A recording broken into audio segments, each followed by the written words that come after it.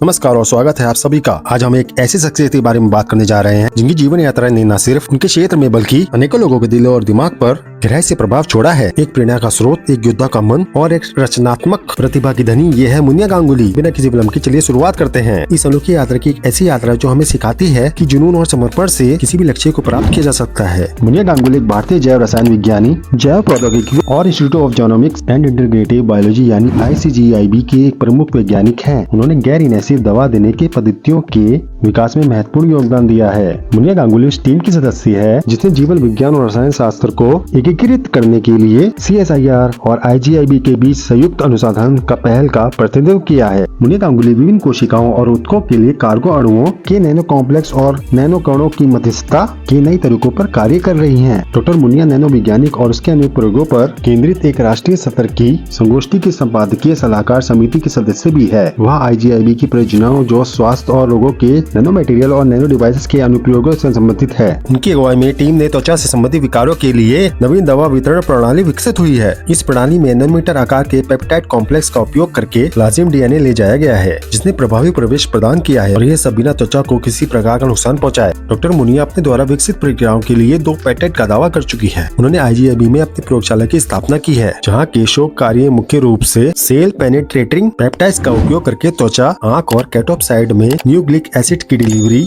और कुशल रणनीतियों को विकसित करने में संलग्न है। ये काम इन अंगों के कागों के वितरण के लिए उपयोग हो सकता है। वर्तमान में प्रयोगशाला का ध्यान मुख्य 2 क्षेत्रों पर केंद्रित है। पेप्टाइड आधारित नैनो कॉम्प्लेक्स के माध्यम से विभिन्न कोशिकाओं और उत्तकों तक न्यूक्लिक एसिड की प्रभावशाली डिलीवरी को विकसित करना, त्वचा के लिए सुरक्षित और कुशलता से कार्गो वितरण तकनीकी विकसित करना। बायोसाइंस में उनको उनके योगदान के लिए 2012 में भारत सरकार द्वारा राष्ट्रीय बायोसिक्योरिटी पुरस्कार से सम्मानित किया गया। एक वैज्ञानिक लेखों की ऑनलाइन रजिस्टर ने उन्हें 76 लेखों की सूचीबद्ध किया। ABSMSNW 2017 नैनोवर्क सम्मेलन में जो जैविक प्रणालियों और सामग्री विज्ञान पर एक अंतर्राष्ट्रीय सम्मेलन है, वे अग्रिम पंक्तियों में शामिल हुए हैं। उन्होंने जनवरी 2011 प्रकाशित genomics research traders in health and disease विज्ञान और संस्कृत पत्रिका की एक विशेष अंक का संपादन किया। मुनिया गांगुली की अद्वितीय यात्रा का परिचय देने वाली इस बायोग्राफी के अंत में हम चाहते हैं कि आप उनकी प्रेरणा और लगन को याद रखें। उनकी जिंदगी के संघर्ष और उपलब्धियों ने हमें दिखाया है कि हमारे सपनों को सच करने की शक्ति हमारे अपने हाथों में